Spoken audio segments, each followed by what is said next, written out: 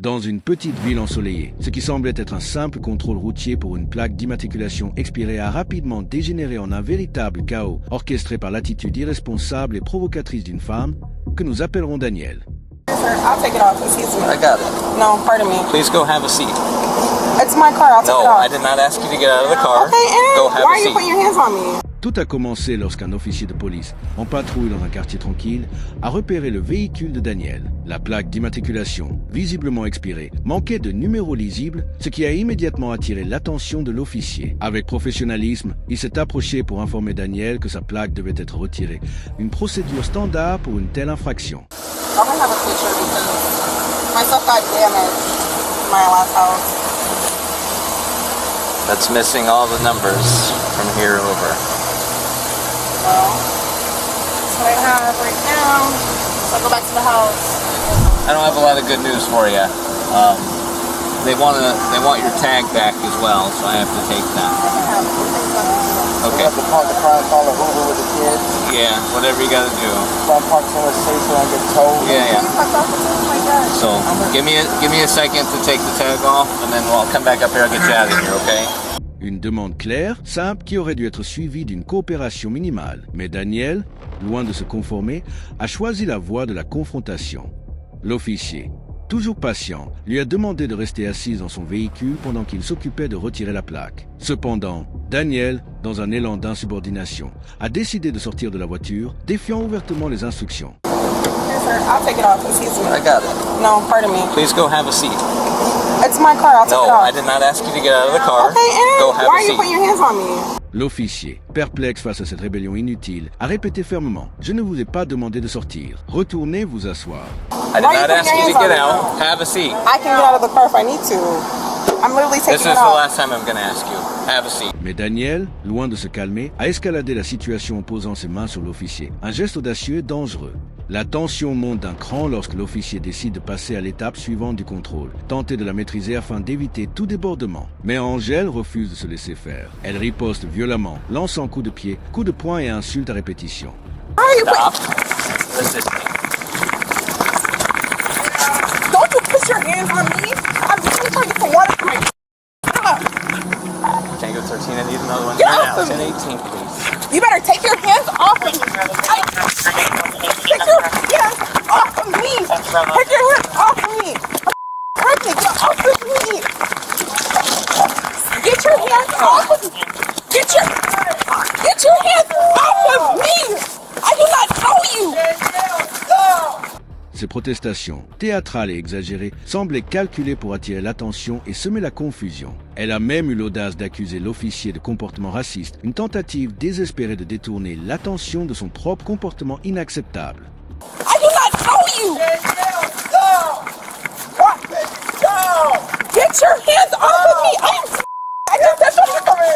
He's dragging me. He's dragging me.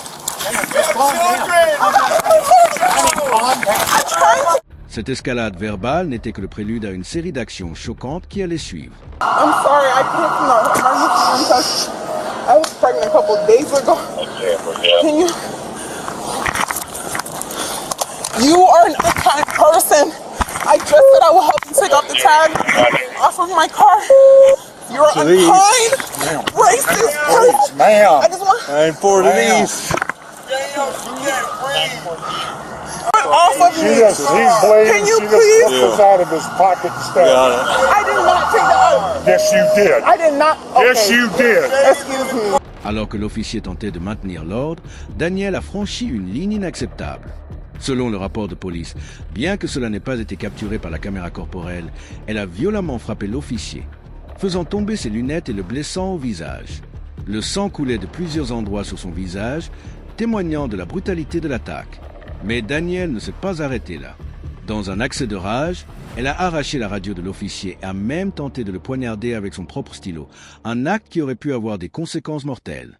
Ce comportement, digne d'un scénario de film d'action, a transformé un simple contrôle routier en une scène de chaos total. Les enfants de Danielle, présents dans la voiture, ont été les victimes collatérales de son comportement irresponsable. À l'arrivée de plusieurs officiers envoyés en renfort pour interpeller Danielle, l'un de ses proches, présent avec elle dans la voiture depuis le début, a tenté d'expliquer la situation aux forces de l'ordre. Il a raconté comment il avait conseillé à Danielle de laisser l'officier retirer la plaque. I won't move. She's just Jamaican and crazy. I told her, I said, let the officer take the tag off the car. She said, she want to take it. I said, no, let him take it off. I'm military. Okay. Let him take the damn tag off. Was she driving the car? Yeah, I said, I don't know what's going on. So you're let's take the driver? Okay. No, I said, let's take an Uber. Started struggling. She reached for the officer and she took the pen out. Okay, wow. Put it to her right hand. My impression was she was going to use it as a weapon and stab him Okay, yeah, in the face sure. or the neck. Okay. That's what I thought. Yeah, okay. And I screamed at her, got her attention. I reached over and took it from her. Awesome, thank you for doing And then that. that's when all the Police arrived. Thank you so much for what you did. Yes, sir, absolutely. You're not going to get enough credit for it, but, you know, just know you did an awesome thing for us. So, thank you. Yes, sir. Yeah, all right. L'incident a atteint son paroxysme lorsque Danielle a été menottée et placée en détention. Les officiers, malgré les provocations et les violences subies, ont maintenu leur calme, s'assurant que la situation était sous contrôle. L'un d'eux a même pris le temps de vérifier que les enfants étaient en sécurité, demandant s'il y avait des armes dans la voiture. Sir, is there any weapons in the car? Do you have any weapons on you? Here, I'm just going to pat you down real quick so you can deal with the kid. Pendant ce temps, Danielle continuait de se plaindre, demandant à être relevée et insistant sur son innocence, malgré les preuves accablantes contre elle. Stop it. Stop it. You're fine. You're going to get it out. You're fine. Tighten it up. Tighten it up. No, you can breathe. You're fine. All right, take a breath. Ma'am, Take a breath. Take a breath. We're gonna set you up. Okay? can you please help me up? Please. Some other blood I promise you I won't move. Alors que les officiers tentaient de maîtriser Danielle, elle continuait de résister, refusant de s'asseoir dans la voiture de patrouille et se plaignant de son inconfort. You know what? Excuse me. Take a dollar in that. You wearing a bra or is it just way up here? It's a bra, it's a front. It's on the front. It's fine. You don't have anything over the bra? Just the underwire? It's unhooked. Le calme est finalement revenu sur les lieux, mais les conséquences pour Danielle étaient inévitables. Selon le rapport final, elle a été inculpée de multiples chefs d'accusation, agression sur un officier de police, tentative d'agression aggravée, vol à main armée, méfaits criminels, résistance à l'arrestation avec violence, résistance sans violence, privation d'un officier de ses moyens de communication, maltraitance d'enfants et conduite avec un permis suspendu.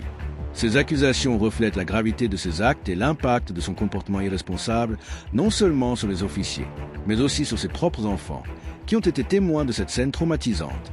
Ce qui aurait dû être une simple formalité administrative s'est transformé en un véritable cauchemar à cause de l'entêtement et de la violence de Danielle.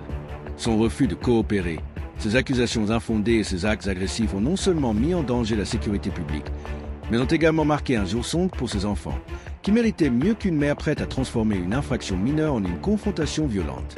Cette histoire, aussi choquante qu'instructive, rappelle l'importance de respecter l'autorité et les conséquences dévastatrices de l'irresponsabilité. Si vous avez été captivé par ce récit, n'hésitez pas à liker, commenter et vous abonner pour ne pas manquer nos prochaines histoires. Cliquez sur la cloche de notification pour rester informé.